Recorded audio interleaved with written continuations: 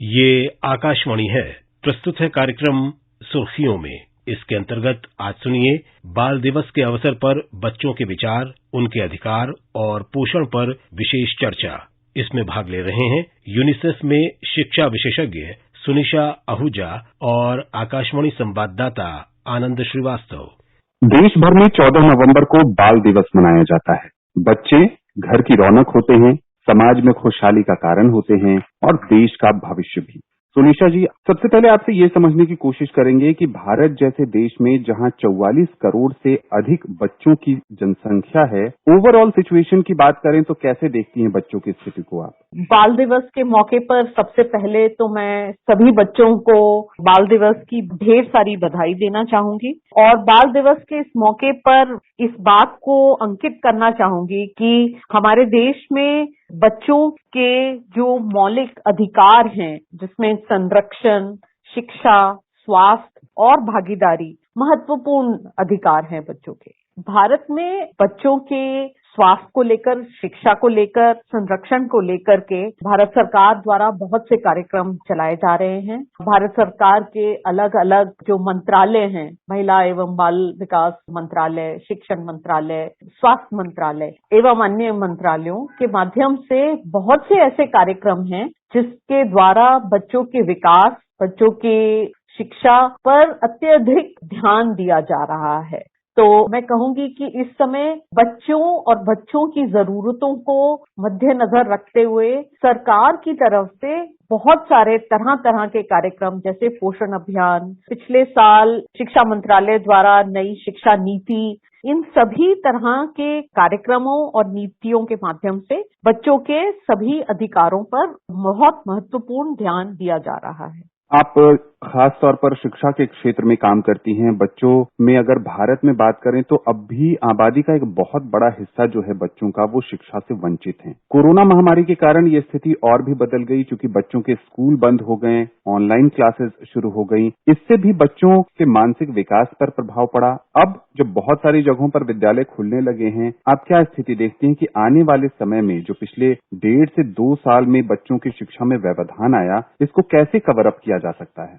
कोविड-19 की जो महामारी है, उसने सबसे ज्यादा प्रभाव डाला है तो वो बच्चों की शिक्षा पर प्रभाव डाला है। बच्चे इतने लंबे समय से स्कूलों से बाहर शायद पहले कभी भी नहीं रहे हैं। यूनिसेफ द्वारा पिछले साल जो एक असेसमेंट किया गया था 6 राज्यों में, उससे हमें ये जानकारी मिली थी कि लगभग 40% बच्चे ऐसे हैं जो कि दूरस्थ शिक्षा नहीं पा रहे हैं और उन बच्चों में भी काफी बड़ी संख्या ऐसी बच्चों की थी जिनको ये जानकारियां ही नहीं थी कि वे ये दूरस्थ शिक्षा कैसे प्राप्त कर सकते हैं। तो बच्चों की शिक्षा में काफी सारे मुश्किलें आई हैं, पर अब जब स्कूल खुल रहे हैं, मेरा ख्याल से इस समय 2-3 चीजें बहुत जरूरी हैं। पहली बात कि हम सबको मिलकर के ये कोशिश करनी है कि हर बच्चा वापस स्कूल में आए। कोविड-19 के महामारी से पहले भी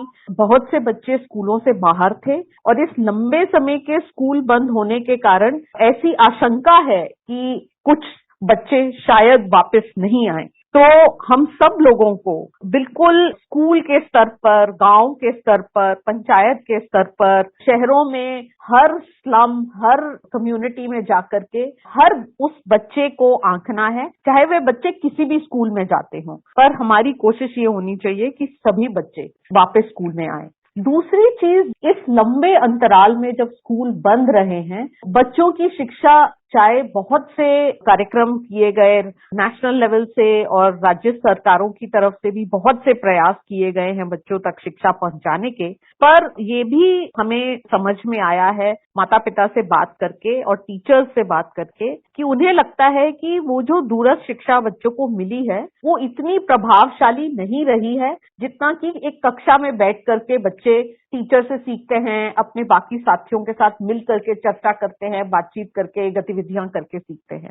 तो जरूर ऐसा रहा है, ऐसा समझ में आता है कि बच्चे बहुत सारी चीजें भूल गए होंगे या जो अपने कक्षा स्तर के अनुसार पर शायद नहीं सीख पाए हैं। तो हमें इस बात पर बहुत जोर देना है कि हम बच्चों का एक लर्निंग रिकवरी, उनका कैचअप पर अभी सबसे पहले ध्यान दें। और ये जो लर्निंग रिकवरी का जो कार्यक्रम है या कैचअप के जो कार्यक्रम हैं, ये फ्लेक्सिबल होने पड़ेंगे, क्योंकि हमें बच्चों को जहां बच्चे हैं उनको जितना आता है वहां से शुरुआत करनी पड़ेगी। हम अपने स्कूल का जो भी हमारा एक करिकुलम या सिलेबस होता है उसको नहीं इम्प्लीमेंट कर सकते। और तीसरी महत्वपूर्ण चीज जिस पर अभी हमें बहुत सा ध्यान देने की जरूरत है वह ये है कि ये पिछले 15 से 18 महीने एक हेल्थ इमरजेंसी रही है, जिसका कि परिवारों के ऊपर एक आर्थिक प्रभाव भी पड़ा है। और इन सब चीजों के कारण बच्चों में एक चिड़चिड़ापन, बच्चों में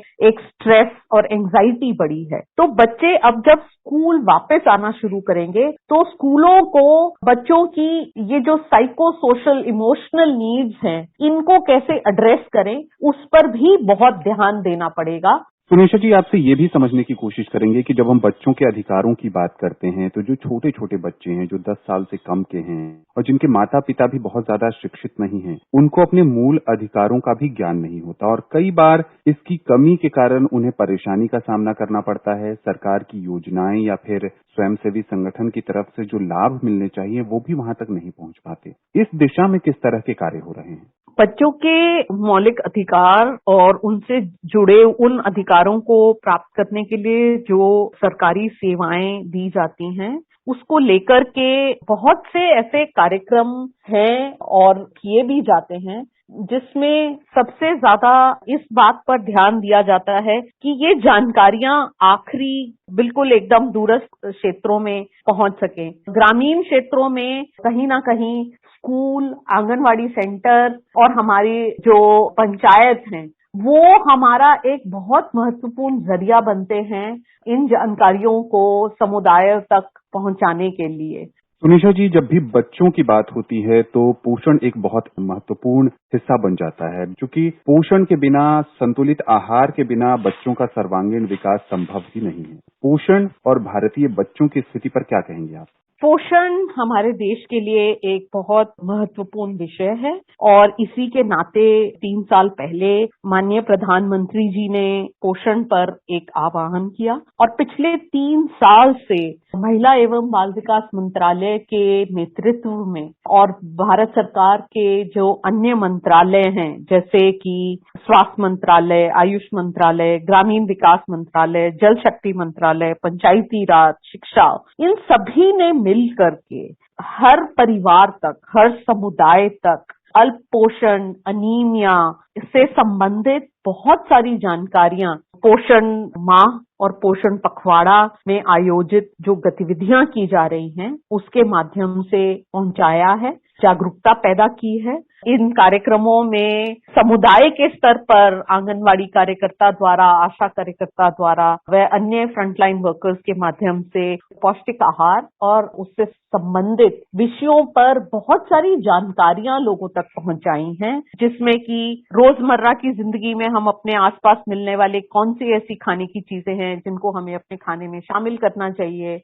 साफ सफाई, क्योंकि अच्छी साफ सफाई एक बहुत महत्वपूर्ण विषय है, जिसके नाते सरकार द्वारा टॉयलेट्स का बनाना और अब हर घर तक जल पहुंचाने की बात की जा रही है, जो कि बहुत जरूरी इंफ्रास्ट्रक्चर है अच्छे साफ सफाई के लिए। अच्छी देखभाल की क्या प्रैक्टिसेस होती हैं कि गर्भवती महिलाएं किस तरह से वो अपनी देखभाल करें, छोटे बच्चों की किस तरह से देखभाल की जाए, और इन सब में बहुत महत्वपूर्ण मैसेजेस जो पहुंचे हैं हर गांव तक, हर समुदाय तक, वो ये कि पोषण की जो जिम्मेदारी है केवल घर की महिला की जिम्मेदारी ना होकर के पूरे परिवार की जिम्मेदारी है। सुनीशा जी, बाल दिवस के अवसर पर विशेष चर्चा में आकाशवाणी के साथ शामिल होने के लिए आपका बहुत बहुत शुक्रिया। धन्यवाद आनंद जी। अभी आप सुन रहे थे बाल दिवस के अवसर पर बच्चों के विचार, उनके अधिकार और पोषण पर विशेष चर्चा। इसमें भाग ले रहे थे यूनिसेफ में शिक्षा विशेषज्ञ सुनिशा आहूजा और आकाशवाणी संवाददाता आनंद श्रीवास्तव। ये कार्यक्रम आकाशवाणी के समाचार सेवा प्रभाग द्वारा प्रस्तुत किया गया। इसे आप हमारे mobile app news on AIR और YouTube channel news on AIR official पर भी सुन सकते हैं। इस कार्यक्रम के संबंध में अपनी प्रतिक्रिया आप हमें ईमेल कर सकते हैं। पता है AIRNSDTalks@gmail.com।